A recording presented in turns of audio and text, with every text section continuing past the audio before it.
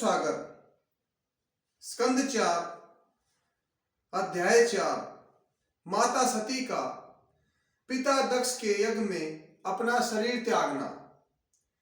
मैत्रेय जी बोले, हे विदुर जी, प्रभु शिव जी ने अपने अनेकों गणों के साथ सती को उनके पिता दक्ष के यहाँ भेज दिया। वहां पहुंचने पर जब दक्ष प्रजापति ने अपनी पुत्री का आदर सत्कार नहीं किया तो यह देखकर माता सती को बहुत दुख हुआ। सती के अलावा उससे वहां और कोई भी दक्ष प्रजापति के भय से नहीं बोला। यह सब देखकर सती को इतना कष्ट हुआ कि जिसका जिह्वा से वर्णन नहीं किया जा सकता।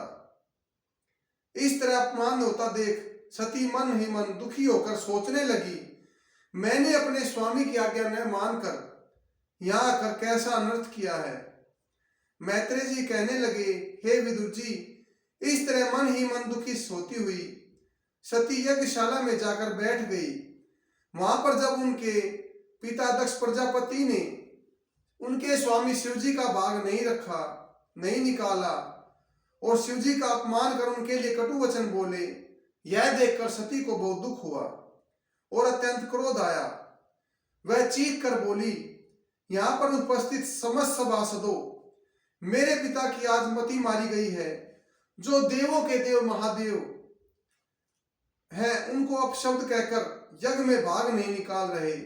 इसके पश्चात सती जी क्रोध में अपने पिता दक्ष प्रजापति से बोली, हे पिताश्री, जिन महादेव का सनकादिक और नारद आदि मुनीश्वर सदैव गुणगान कर उनकी स्तुति करते हैं, उनका अपमान कर आपने बहुत बड़ा अनर्थ किया है। यह संपूर्ण जगत महादेव की कृपा से जीवित है। यदि वे चाहे तो एक ही क्षण में सब कुछ नष्ट कर सकते हैं।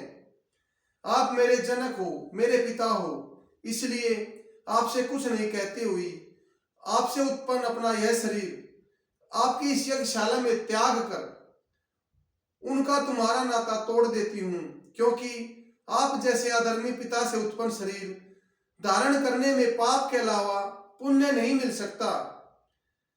इतना कह सती योगाभ्यास द्वारा उस यज्ञशाला में अपने शरीर को जलाकर अंतर्धान हो गई।